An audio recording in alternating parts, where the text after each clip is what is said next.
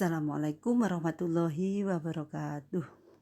Anak-anakku yang hebat dan cerdas, kita berjumpa lagi dalam pembelajaran daring bahasa Indonesia, yaitu bab 3 tentang mengidentifikasi unsur pembangun teks cerpen.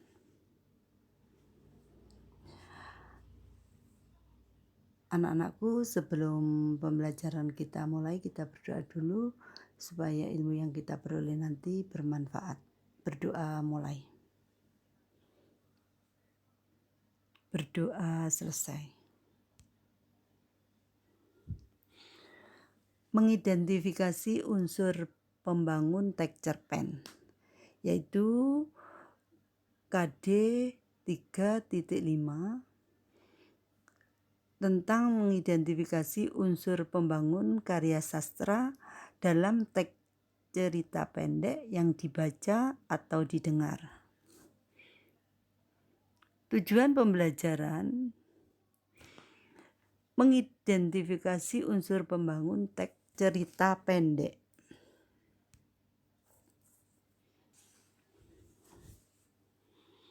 Mengidentifikasi unsur pembangun cerpen, yaitu kita bahas tentang pengertian cerpen.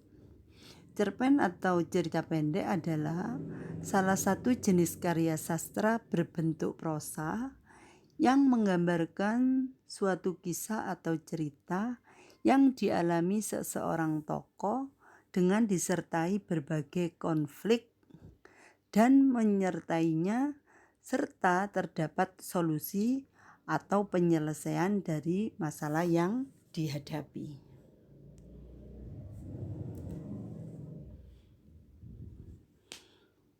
Kita bahas dulu, yaitu yang pertama, unsur intrinsik cerpen. Meliputi A. Tema, B. Tokoh dan penokohan, C. Latar atau setting, D. Alur atau plot, E. Sudut pandang, F. Amanat atau pesan, dan G yang terakhir, gaya bahasa atau majas. Kita bahas tentang unsur intrinsik, yaitu kita mulai dengan tema. Tema merupakan inti atau pokok yang menjadi dasar pengembangan cerita.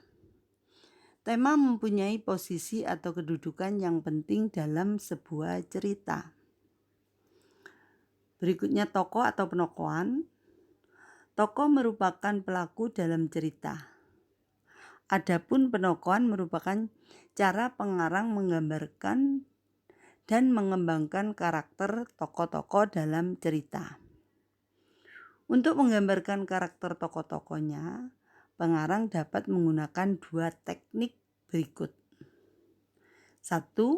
Teknik analitik, yaitu karakter tokoh diceritakan secara langsung oleh pengarang, misalnya pemberani, keras kepala, penakut, pemalu, dan sebagainya. Yang kedua, teknik dramatik, yaitu karakter tokoh dikembangkan melalui beberapa cara, yaitu menggambarkan fisik atau perilaku tokoh, lingkungan kehidupan tokoh, bahasa yang digunakan para tokoh, jalan pikiran tokoh, serta menggambarkan oleh tokoh lain.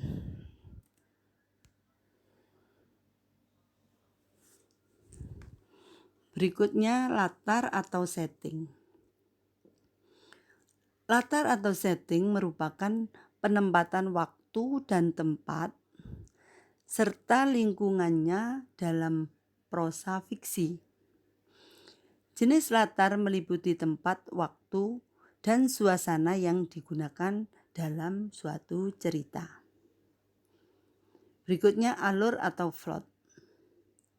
Alur merupakan pola pengembangan cerita yang berbentuk oleh hubungan sebab akibat. Secara umum, jalan cerita atau alur dalam cerita terbagi dalam tahapan-tahapan, yaitu pengenalan cerita, munculnya konflik, konflik memuncak, antiklimak, dan pemecahan masalah. Berikutnya, sudut pandang. Sudut pandang adalah posisi pengarang dalam membawa cerita.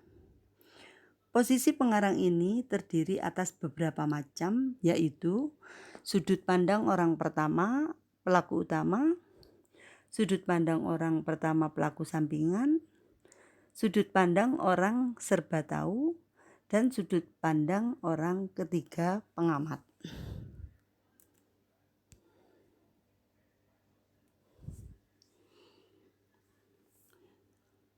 Berikutnya amanat atau pesan. Amanat merupakan ajaran moral atau pesan yang hendak disampaikan pengarang kepada pembaca melalui karyanya. Untuk menemukan amanat, tidak cukup dengan membaca 2 atau 3 paragraf, tetapi harus membaca keseluruhan cerita sampai tuntas. Terakhir yaitu gaya bahasa atau majas. Menurut Georges Kerav, gaya bahasa merupakan cara mengungkapkan pikiran melalui pikiran bahasa secara khas yang memperlihatkan jiwa dan kepribadian penulis. Dalam kurung, pemakai bahasa. Ruang lingkup gaya bahasa meliputi penggunaan kalimat, pemilihan diksi, penggunaan majas, dan penghematan kata.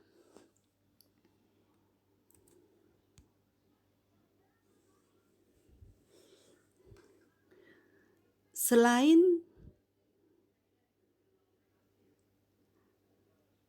yang dipaparkan tadi di atas, ini ada tadi unsur ekstrinsik intrinsik, sekarang unsur ekstrinsik.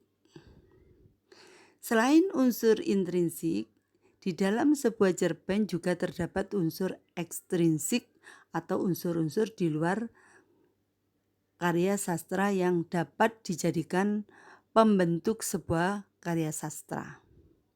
Biasanya biografi pengarang. Selain itu, unsur ekstrinsik selalu menyangkut sebuah latar belakang, meliputi latar belakang masyarakat dan nilai-nilai yang terkandung di dalam cerpen itu sendiri.